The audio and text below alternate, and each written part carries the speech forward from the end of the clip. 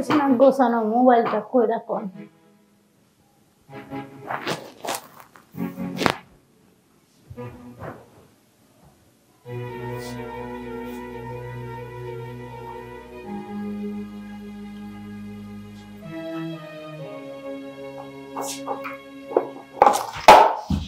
আরে আরে মা মা, বাবা টপটা তো বাইঙ্গা দিলা। বাবা কি পড়ছে এটা? আরে এই যে ফুলদানিটা পুরো বাইঙ্গা গেল। তুমি এদিকে গেছো কি লেগে এটা আনতে? বাবা আমি তো মোবাইল খুঁজতেছিলাম। মোবাইলটা কোথায় বাবা? আমারে ডাক দিলি তো বলতে পারতো, আমি মোবাইল এনে দিতাম। তুমি যে ফুলদানিটা বাইঙ্গাও দিলা। হ্যাঁ তুমি যে বাসায় আছো বাবা আমি তো জানি না। হ্যাঁ আচ্ছা মোবাইল লাগবে তোমার? হ্যাঁ বাবা। আচ্ছা আমি মোবাইল এনে দিব না। ও দিবা? হ্যাঁ ঠিক আছে। বাবা। হ্যাঁ মা। তুই এত গেমে গেছিস কেন বাবা? গেমে গেছি, ওই যে ওইটা যে পড়ে গেছে দেখে ভয় পেয়ে গেছিলাম, এই জন্য একটু আর কি শরীরটা কেমন জানি নার্ভাস হয়ে গেছে। ও এই কারণে না অন্য কোনো কারণে? অন্য কারণ তো আছেই অবশ্যই, কিন্তু তুমি তো আমার সৎ মা, কিভাবে যে বলি। আমি সৎ মা দেখে বাবা তুই আমারে বলবি না? এটা কেমন কথা বলিস বাবা? বাবা বল না, বল। দেখো না এই যে বাবা তোমার বিয়ে করার পরেই মারা গেল। হ্যাঁ তুমি এখনো দেখতে অনেক ইয়াং রয়েছো, মানে কিভাবে যে থাকো আমি সেটা নিয়ে অনেক চিন্তা করি। আবার চোখেও দেখতে পাও না এখন। আবার বাবা আমি তো সৎ মা, তাই কি আমি চোখে দেখতে পারি বা না পারি, আমার এই সব কিছুর দায়িত্ব তোদের। তোরাই আমারে দেখশন করে রাখবি। তোর বাবা তো মারা গেছে জানোসই, এর লেগে তো আমি তোমাকে অনেক টেক কেয়ার করি, দেখো না। হ বাবা তুই আমার সব কাজেই অনেক কেয়ার করস, তাই তো তোর আমি লক্ষ্মী ছেলে বলে ডাকি সব সময়। হ্যাঁ আচ্ছা এমনিতে তোমার তো কোনো অসুবিধা হচ্ছে না? না অসুবিধা বাবা আমার না প্রচন্ড, না কেমন যেন পেটটা প্রচন্ড ব্যথা করতেছে বাবা। কোন জায়গায় পেটে? এখানে ব্যথা করতেছে? এই দিক দিয়ে বাবা। হ্যাঁ আচ্ছা এগুলো ঠিক হয়ে যাবে আস্তে আস্তে। হ্যাঁ আমি তোমার তেল মালিশ করে দিব না, তাহলে এগুলো ঠিক হয়ে যাবে, চিন্তা করো না এগুলো নিয়ে। ঠিক আছে বাবা ঠিক আছে, তোর কথাটা শুনে না বাবা আমি খুবই খুশি হইলাম বাবা। তুই আমার তেল মালিশ করে আমার ব্যথাটা দূর করে দিবি বাবা।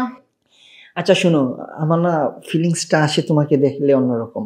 তাহলে তুমি না আমাকে তুমি তোমার সৎ মা বুঝছো, সন্তানের চোখে না দেখে তুমি আমাকে অন্য চোখে দেখো, এটাই ভালো হবে। বাবা তোরে কি চোখকে দেখুন বাবা? কি করছে এগুলো বলতো, ভাইঙ্গা বলতো। তুই কোনো কিছু একটা লুকাইতাছিস নাকি বাবা? আমি না তোমারে আমার গার্লফ্রেন্ডের চোখে দেখি। বাবা তুই কি বলস বাবা? আরে আমি না তোমারে দেখে বুঝছো, মানে আমি আমার নিজের ঠিক রাখতে পারি না। মানে যেদিন বাবা তোমাকে বাড়িতে নিয়ে আসে না সেদিন থেকেই তোমাকে আমি অন্য চোখে দেখি, কারণ আমি তো তোমাকে সৎ মা হিসাবে মেনে নিতে পারতেছি না। বাবা দেখ বাবা আমি সৎ মা, তাই কি সৎ মা নিজের মা কিন্তু একই কথা। বাবা এরকম কথা বলিস না বাবা। আরে তাতে কি হয়েছে, তুমি তো আমার নিজের মা না, সৎ মা। আর বাবা তো মারা গেছে, এখন তোমার দেখ করবে কে আমি যদি না দেখি তোমাকে? হ্যাঁ বাবা ঠিকই কইছস, আমার সব কিছু দেখাশোনার দায়িত্ব তোরই আছে, তুই দেখবি। আচ্ছা বাবা সব কিছু তুই দেখশন করবি, আর সব কিছু তুই সব নিজে হাত দিয়া সামাল দিবি, অন্য কাউরে জানি দেস না। না না অন্য কেউ আর দেখবে না, আমি করব। তাহলে তুমি আমার কথা রাজি হয়ে যাও। কি রাজি হবো বাবা? আরে বুঝো না, মানে গার্লফ্রেন্ড বয়ফ্রেন্ড কি করে সেগুলো। বাবা রাজি হমু, আমি তো তোর সৎ মা পরিচয় আছি। যদি কেউ যদি দেখতে আলায়, কেউ যদি বুঝ আলায়, আমি তো চোখকে দেখি না। আরে কে আমার কত বড় একটা সর্বনাশ হবো বাবা। আরে এ কথা কেউ জানবে না, তুমি আর আমি শুধু জানবো। ও ঠিক আছে বাবা, তাহলে তুই যেটা বলছস আমি সেটাতে রাজি। সত্যি বলছো?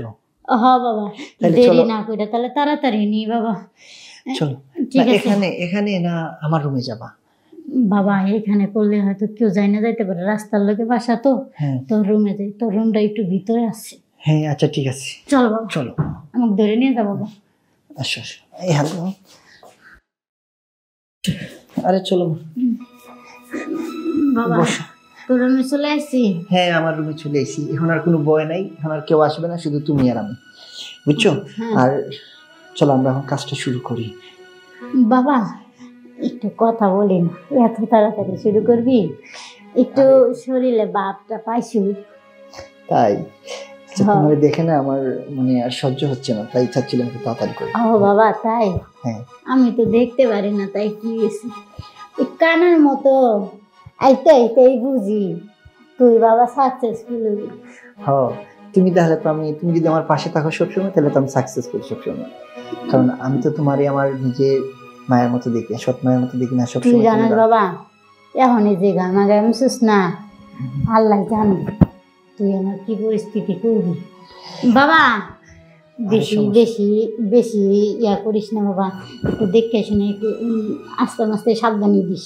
আচ্ছা ঠিক আছে, সমস্যা, চলো।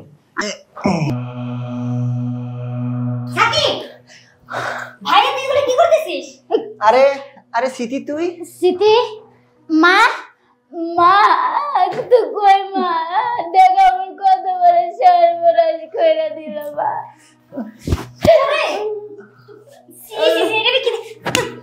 মায়ের সাথে এরকম খারাপ আচরণ করতেছিস কেন? মা আমার আরে কোনো আমার- দোষ নাই, আমার কোনো দোষ নাই, আমি অন্ধ বলে আমাকে সব কাজে লাগায়। আরে তুই জানিস না এই মহিলাটা না খুব জঘন্য। আমি বাড়িতে আসা করতে সে আমার খুব বিরক্ত করতেছে। তুই একটা কথাও বলবি না। সে কি জঘন্য, হ্যাঁ? আরে তুই তুই কিছু দেখিস না দেখে তুই বুঝিস সে মহিলাটা আমাকে নিজে অফার করতেছে এগুলোর জন্য, আমি কি করবো দেখি বল। তোর চরিত্র খারাপ তা বলতে পারিস না? সে একজন মুরব্বী মানুষ, সে কি করছিস মা? আমি অন্ধ বলে আমাকে এত বড় মিথ্যা অপবাদ দিল মা, তুই কই রে? মনটা চাইতেছে তোর জুতা দিয়ে বাইরে আমি। ওরা গোপালি তোর বাপ তুই আবার- কইরা যাওয়ার পরে আমার এই, কপাল চুপ থাকো। তুই বের হ আমার সামনে থেকে বের হ। শুন শুন আমার কথাটা শুন। তুই এই মহিলার না প্রেমের কান্না দেখে তুই আমাকে তোর বাইকে তুই ভুল বুঝতেছিস? হ্যাঁ, আমি যে নিজের চোখে দেখছি, সে তোকে যত ডাকবে তুই যাবি কেন? যাবি কেন? আবার কথা বলিস, আবার আমার মুখের সামনে কথা বলিস। বেরা বেরা বেরা বেরা আমার সামনে থেকে বেরা। বদমাইশ জিনিস আবার। মা তুই সময় মতো না আসলে আমার কপালটা পুড়ে থাক মা, তুমি কিছু মনে করো না। ও মানে এরকম এত চরিত্র খারাপ হয়ে গেছে আমি কখনো বুঝতে পারিনি মা। মা তোর মঙ্গল করুক, মা তোর মঙ্গল করুক, তুই অনেকদিন বাইরে থাকিস। আর মা তুমি কেন ওর কথা শুনতে গেলা? মা সত্যি কথা আমি শুনি নাই, আমি আসমুনা দেখে আমার এই কাপড়টা ধরে টান্না টান্না এসরা লইতাছে। আমি কতবার দিছি তুলা বাবার কথা শুনে বসো। শুনে। তুমি কান্না করো না। ও আজকে ঘরে আসো, ওরে ওরে আমি জুতো দিয়ে যদি না বাইরেছি, বদমাইশের বাচ্চা ওরে ঘরে জায়গা দেবো না। ওর খাবার বন্ধ, ওর আজকে থেকে খরচ পড়ালেখা সবকিছু বন্ধ। ওকে একটা শিক্ষা দিতে হবে।